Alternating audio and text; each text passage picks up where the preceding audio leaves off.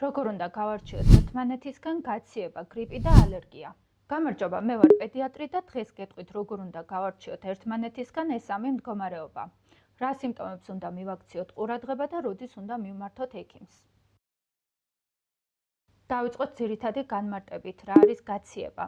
ეს არის ზედასასუნთქი გზების ვირუსული ინფექცია, რომელიც გამოწვეული არის 200-ზე მეტი სხვადასხვა სახეობის ვირუსით. 50% ამ ვირუსებისას წარმოადგენს რინოვირუსი, დანარჩენი 50% გადანაწილებულია კორონავირუსებზე, პარაინფლუენზა, ინფლუენზა ვირუსებზე, მეტაპნევმოვირუსებზე, რესპირატორის სინციტიალ ვირუსზე და ასე შემდეგ.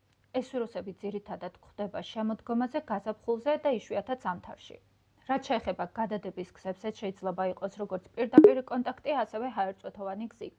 დასაწყის პერიოდში, როგორც წესი, ჩნდება ყელის ტკივილი, მსუბუქი ხველა, ცხვირიდან გამონადენი, ტემპერატურა ამ შემთხვევაში ან არ გვაქვს, ან გვაქვს დაბალი სიცხე. რაც შეეხება გრიპს, ის გამოწვეულია ინფლუენზა A და B ტიპის ვირუსებით, რომლებიც სეზონურ ეპიდემიებს და ასევე გლობალურ პანდემიებს იწვევენ. მათი გადაცემის გზაც არის ჰაერწვეთოვანი, ასევე პირდაპირ კონტაქტი დაავადებულ ადამიანთან ან დაბინძურებულ ზედაპირთან.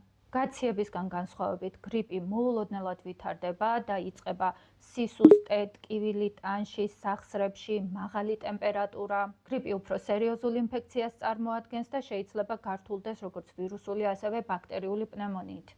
განსაკუთრებულ რისკ ჯგუფს წარმოადგენენ 5 წლამდე ბავშვები, განსაკუთრებით 2 წლამდე.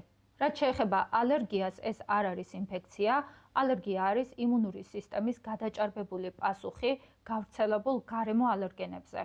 სხვადასხვა სეზონზე ალერგია შეიძლება გამოწვეული იყოს სხვადასხვა ალერგენით, მაგალითად, გაზაფხულზე ხის მტვერით, ზაფხულზე ბალახის და სარეველას მტვერით, შემოდგომაზე ამბროზია და შინაური ცხოველები ნებისმიერ სეზონზე. რაც შეეხება სიმპტომებს, ალერგიის დროს სიცხე არა გვაქვს, მაგრამ გვაქვს გამონადენი ცხვირიდან, ასევე ცხვირის და თვალების ქავილი, ცემინება. ეს სიმპტომები ჩნდება სეზონურად ან ალერგენთან კონტაქტის დროს, მაგალითად შინაური ცხოველების შემთხვევაში. ამ მდგომარეობების მიმდინარეობაც განსხვავდება, მაგალითად გაციება გრძელდება 7-დან 10 დღემდე, მაშინ როცა ალერგია შეიძლება კვირები გაგრძელდეს და ამით შეგვიძლია ერთმანეთისგან განვასხვაოთ.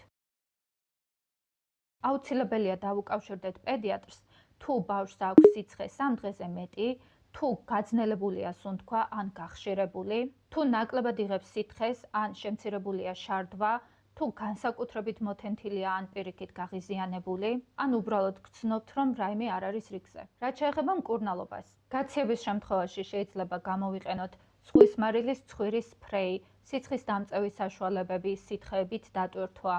ალერგიის შემთხვევაში, რა თქმა უნდა მოვირიდოთ ალერგენებს, ან თუ ეს შეუძლებელია, ვიმკურნალოთ ანტიჰისტამინური საშუალებებით. გრიპის შემთხვევაში ვაკონტროლებთ სიცხეს, ვაძლევთ ბევრ სითხეს, ვაკვირდებით ბავშვს და საჭიროების შემთხვევაში აუცილებლად ვუკავშირდებით პედიატრს. გრიპის დროს შეიძლება საჭირო გახდეს ანტივირუსული საშუალებებით მკურნალობა, რომელიც ყველაზე ეფექტურია, თუ მკურნალობა დროულად დაიწყება. თუ ეს ვიდეო საინტერესო იყო თქვენთვის, გამოიწერეთ არხი და გაუზიარეთ სხვებსაც. ასე უფრო მეტ მშობელს დავეხმარებით, რომ აღზარდოს ჯანმრთელი ბავშვი.